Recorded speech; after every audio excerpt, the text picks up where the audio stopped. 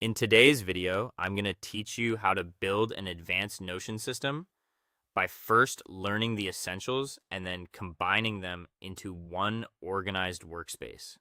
Before jumping into advanced features, it's important to understand the basic building blocks in Notion. These blocks are the foundation of everything you create, whether that's a simple notes page or a complete productivity system. Blocks include things like text, headings, to-do lists, toggles, tables, and embedded content. When you understand how these pieces work, it becomes much easier to build pages that are clean, functional, and easy to maintain. Think of this as learning the language of Notion before trying to build something complex.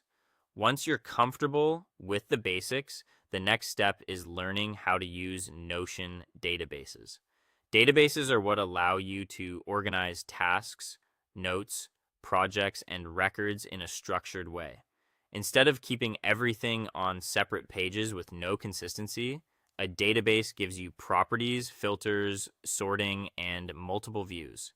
This means the same information can be displayed in the way that makes the most sense for the job, whether that's a table, board, calendar, or list. Databases are where Notion starts becoming much more powerful. After that, you'll want to connect databases using relation fields. Relations allow one database to link directly to another. For example, tasks can be connected to projects, or notes can be connected to specific areas of work. This creates a more connected system and helps reduce duplication, because instead of rewriting information in multiple places, you can simply link it. Once relations are in place, roll-ups help you pull information from those related databases. This is useful when you want one database to display data that lives somewhere else. For example, you might want a project to show related task counts, statuses, or deadlines. Rollups make your workspace more dynamic and save you from manually updating information. Formulas add another layer of flexibility.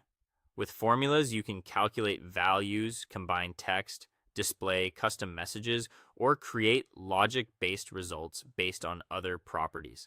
They're especially helpful for automating small decisions or making your data easier to interpret at a glance.